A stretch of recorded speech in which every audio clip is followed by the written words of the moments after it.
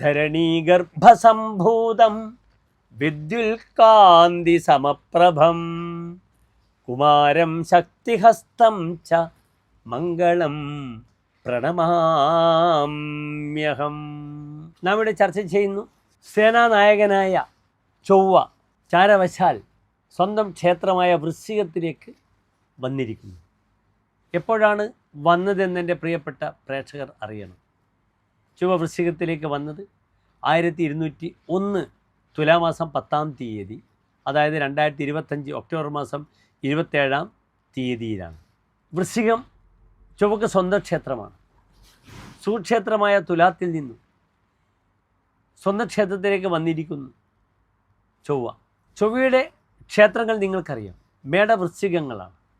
മേടം ചൊവ്വയ്ക്ക് മൂലക്ഷേത്രമാണ്. അത് കഴിഞ്ഞാൽ വൃശ്ചികം സ്വന്തം ക്ഷേത്രമാണ്. പലപ്പോഴും തൻ്റെ സർവോಚ್ಚ രാശി മകരം രാശി ചൊവ്വയുടെ ഉച്ചക്ഷേത്രം, ആ മകരം രാശിയിൽ നിൽക്കുന്ന ചൊവ്വയെപ്പോലെ, അപ്രകാരം മേടത്തിൽ നിൽക്കുന്ന ചൊവ്വയെപ്പോലെ വൃശ്ചികത്തിലെ ചൊവ്വ അത്ര ശക്തനായി കാണപ്പെടാറില്ല.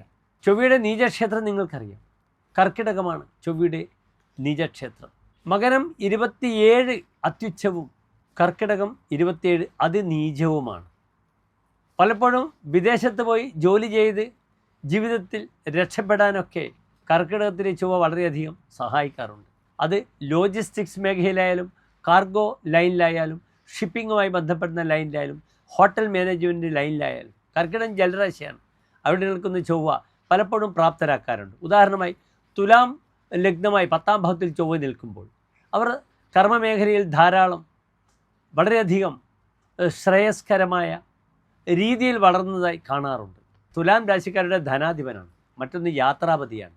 അത് ചൊവ്വ ദിഗ്ബലവാനായി 10-ൽ നിൽക്കുമ്പോൾ അതിൻ്റേതായ നന്മകളും ശ്രേയസ്സും പ്രദാനം ചെയ്യുന്നതായി കാണപ്പെടുന്നുണ്ട്. ചൊവ്വ ആരുടെയൊക്കെ കാരക ഗ്രഹമാണെന്ന് എൻ്റെ പ്രിയപ്പെട്ട പ്രേക്ഷകർ അറിയണം. ഭ്രാത സപ്തഞ്ചഭൗമ ക്ഷിതിരപി.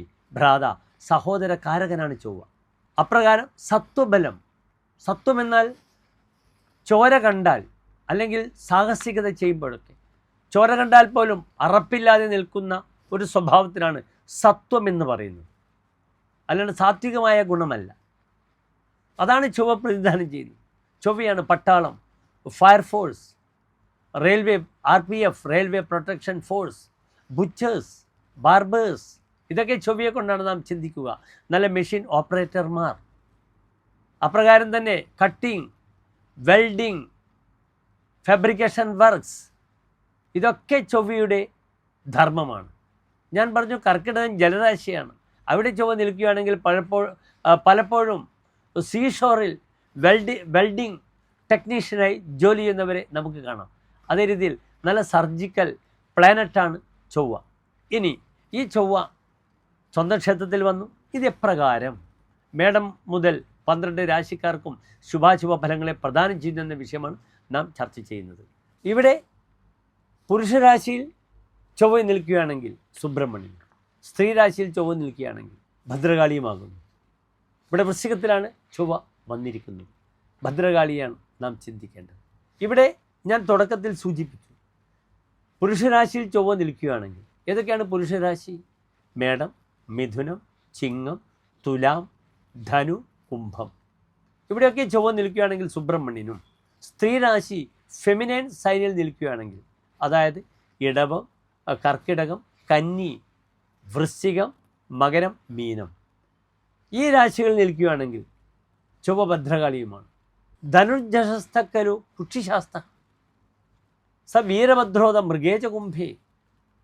ധനുവിലും മീനത്തിലും ചൊവ്വ നിൽക്കുകയാണെങ്കിൽ കുട്ടിച്ചാത്തനെ ചിന്തിക്കാറുണ്ട്. അപ്രകാരം മകരത്തിലും കുംഭത്തിലും നിൽക്കുകയാണെങ്കിൽ വീരഭദ്രനെയും ചിന്തിക്കാറുണ്ട്.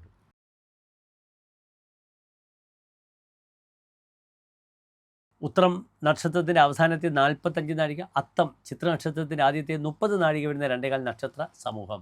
ഇവിടെ ചൊവ്വ എവിടെ നിൽക്കുന്നു? സ്വന്തം ക്ഷേത്രത്തിൽ വളരെയധികം ബലവാനായി 3-ാം ഭാവത്തിൽ നിൽക്കുന്നുണ്ട്. 3-ാം ഭാവത്തിൽ ചൊവ്വ നിൽക്കുന്നത്, പാപഗ്രഹങ്ങൾ നിൽക്കുന്നത് വളരെ നല്ലതാണ്. വിക്രമവാൻ, ബുദ്ധിയും വിക്രമവും പ്രകടിപ്പിക്കും 3-ൽ നിൽക്കുന്ന ചൊവ്വ. അത് പരാക്രമമാണ്.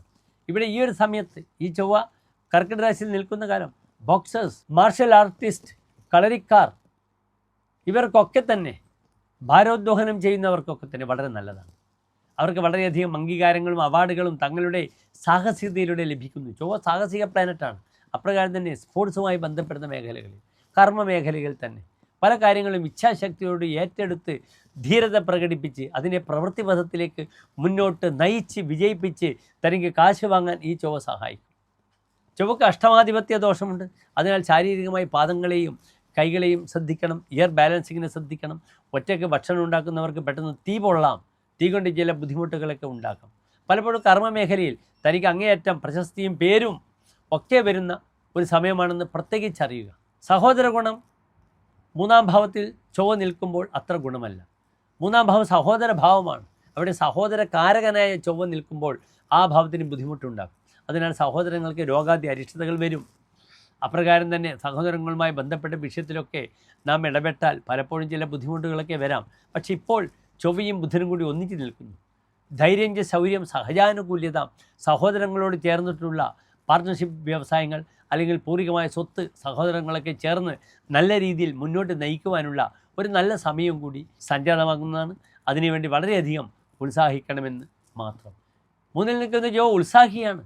ഉത്സാഹിക്കും വളരെയധികം. ഒരു തരത്തിലും പിറകോട്ട് വരില്ല എന്ന് മനസ്സിലാക്കുക. പ്രാർത്ഥനകൾ നന്നായി ചെയ്യുക. പലപ്പോഴും 3-ൽ നിൽക്കുന്ന ചൊവ്വ തപസ്ഥാനത്തിലേക്ക് പ്രവേശിക്കുമ്പോൾ പരിഹസിക്കപ്പെടും. കുതോ ബാഹുവീര്യം കുതോ ബാഹുലക്ഷ്മി തൃതീയ നജേത് മംഗലോ മാനവാനാം. മാനവന്മാർക്ക് 3-ൽ ചൊവ്വ നിൽക്കുമ്പോൾ തന്നെ ബാഹുവീര്യം എപ്രകാരമുണ്ടെന്ന് പറയാൻ പറ്റില്ല. ബാഹുലക്ഷ്മി കൈക്കരുത്തുകൊണ്ട് താനുണ്ടാക്കുന്ന സ്വത്തുക്കൾ, ധനങ്ങൾ എത്രയാണെന്ന് പറയാൻ പറ്റില്ല. സഹോദര്യത വർണ്ണതയെ കേനദേശം. സഹോദരന്മാരുമായുള്ള ദുഃഖം പലപ്പോഴും ബുദ്ധിമുട്ടുണ്ടാകും.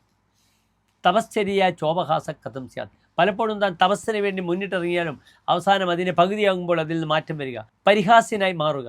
അതിനാൽ ഇഷ്ടമുണ്ടെങ്കിൽ മാത്രം തീർത്ഥാടനത്തിനൊക്കെ പോകുക. തനിക്കിഷ്ടമില്ലാത്ത സ്ഥലത്ത് പോകാതിരിക്കുന്നത് വളരെ നല്ലതാണ്.